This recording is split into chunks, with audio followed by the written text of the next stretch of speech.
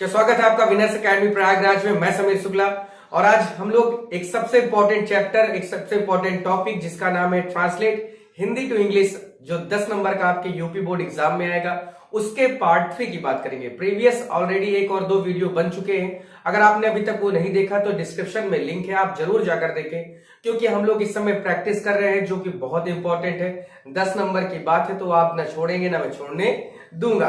तो इस वजह से हम लोग को ये वीडियो भी लास्ट तक देखना है, क्योंकि जब हम लोग ट्रांसलेशन करते हैं तो हमारे सामने तमाम तरह के ऐसे ऐसे मीनिंग्स आती हैं, ऐसे ऐसे वर्ड आते हैं, हो सकता है जिनके बारे में हम लोग ना जानते हो। तो वो चीजें हमें जाननी है, कैसे हमें अपने सेंटेंसेस को कीप करना है, रखना है और उसको सही ढंग से बनाना है, जिससे इंप्रेसिव लगे, अट्रैक्टिव लगे और एग्जामिनर हमें 10 नंबर देने पे मजबूर हो जाए।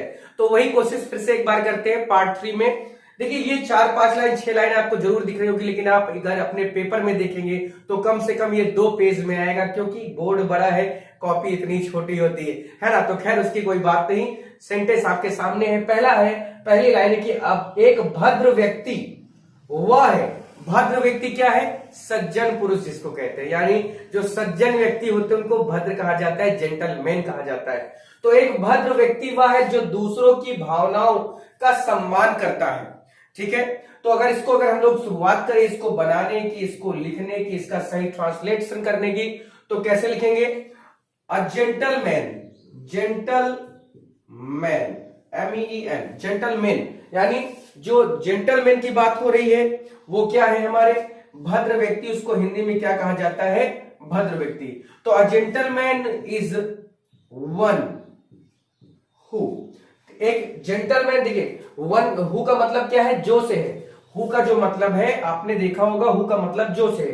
तो एक व्यक्ति, एक जेंटलमैन व्यक्ति, एक भद्र व्यक्ति कैसा है? जो दूसरों की भावनाओं का सम्मान करता है, जो दूसरों की भावनाओं का सम्मान करता है। तो who respect the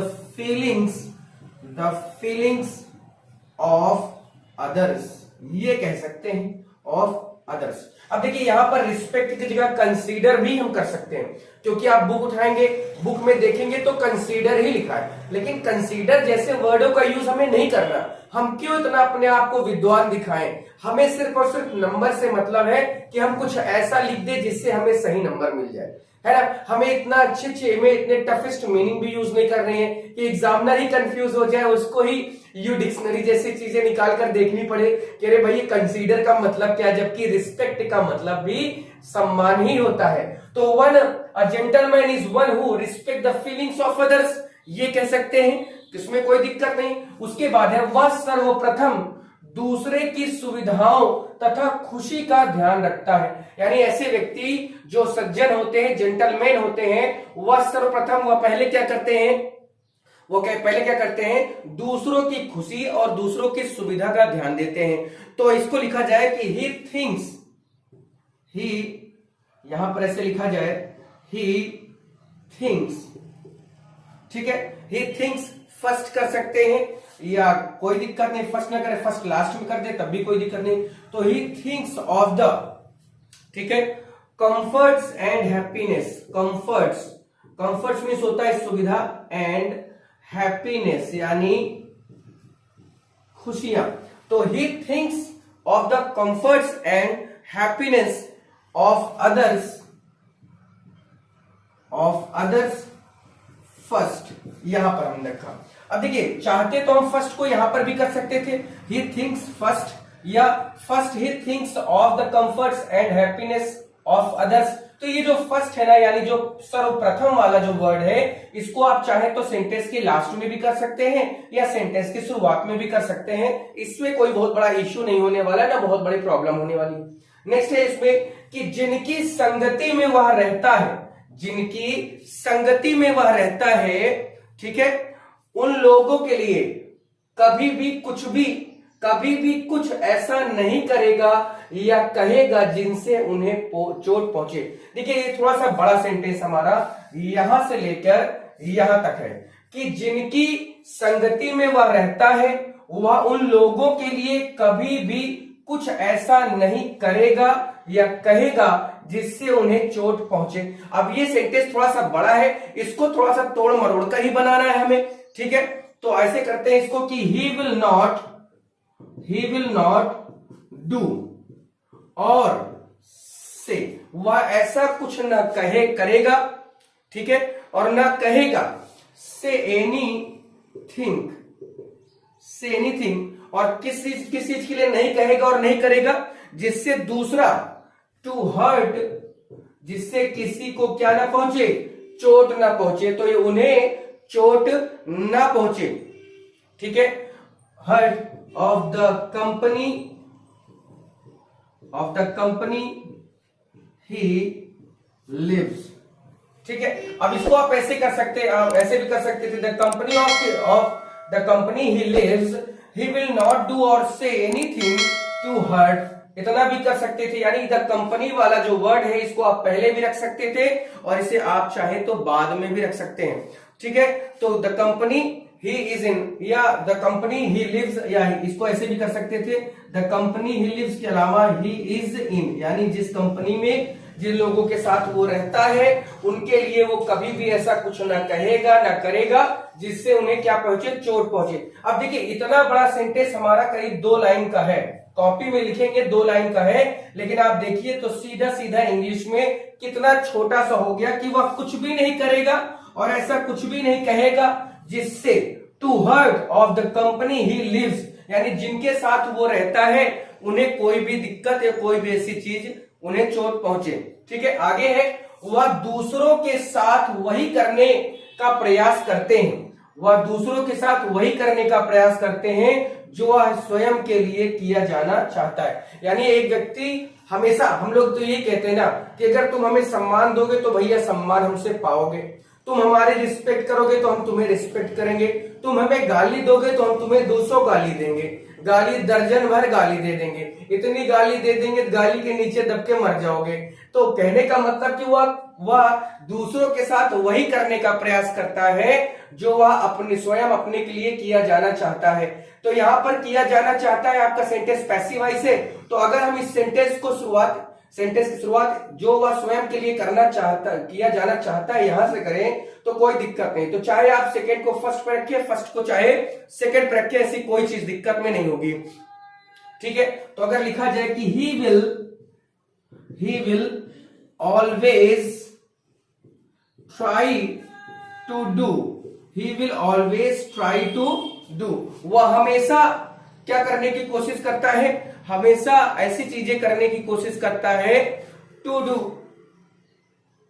two others, to do to the others as he would have, ठीक है। जैसा वो दूसरों के लिए भी वही करना चाहता है जैसा वो अपने लिए करवाना चाहता है, ठीक है।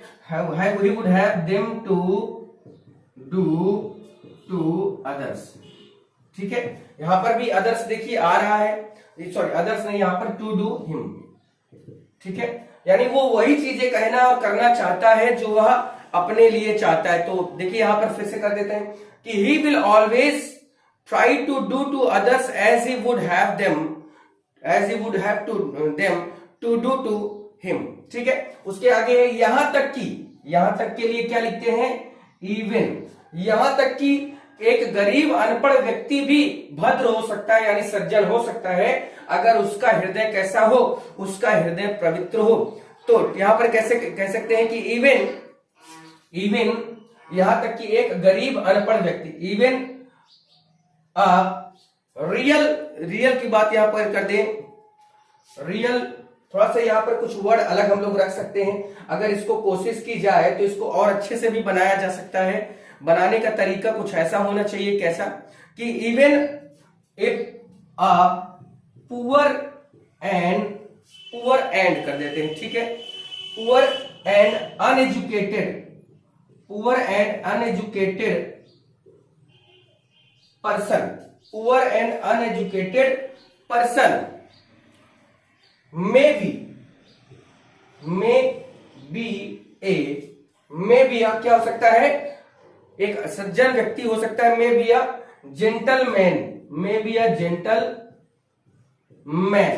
अगर उसका हृदय पवित्र है तो, ठीक है।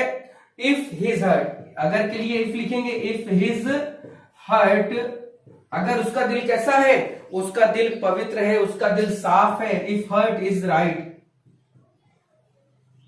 ठीक है, if his hurt is right. अब देखिए यहां पर इतना आसानी से ये बन गया, बाकी आपके सामने पेपर में आएगा तो थोड़ा सा बड़ा होगा तो आप परेशान हो जाएंगे, कंफ्यूज हो जाएंगे कि अरे ये कैसे हो गए, ये कैसे इस तरह मैं बनाऊं। कोई दिक्कत नहीं, मैं फिर से पढ़े दे रहा हूं, इसको फिर से एक बार रिप्लाई किए दे रहा हूं। देखिएगा कि एक भद्र व्यक्ति वह है, अ जेंटलमैन इज वन, जो दूसरों की भावनाओं का सम्मान करता है, who respect the feelings of others, वह सर्वप्रथम दूसरे